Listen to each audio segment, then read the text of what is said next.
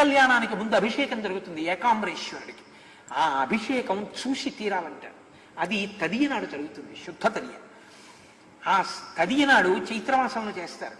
చేసినప్పుడు మీరు ఇక్కడ ఆకాశంలో తదియనాటి చంద్రరేఖని చూస్తే కాంచీపురంలో అభిషేకం ఆనాడు జరుగుతున్నటువంటి ఏకాంబరేశ్వరుని యొక్క అనుగ్రహం కలుగుతుందని. ఎందుకంటే శివస్వరూపం చంద్రరేఖగా ఉంటుంది అని.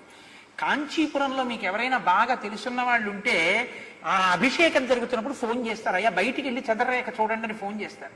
నాకు ఈ సంవత్సరం అలా ఫోన్లు వచ్చాయి, అయ్యా అభిషేకం పూర్తవుతోంది, మీరు బయటికి వెళ్ళి చంద్రరేఖను ఒకసారి దర్శనం చేయండి. నిజంగా మీరు ఈ మాట గమనించండి, ఆ రోజు చంద్రుడు చాలా గమ్మత్తుగా ఉంటాడు. కాంచీపురంలో చాలా వైభవం ఉందండి. కాంచీపురంలో శివలింగం అక్కడ ఉంటుంది. ఇక్కడ గోడకి పైన కన్నాలు ఉంటాయి, కొన్ని కన్నాలు. ప్రతిరోజు సూర్యకిరణాలు పడతాయి. పడినటువంటి సూర్యకిరణాలు ఒక గడప వరకే వెళ్ళి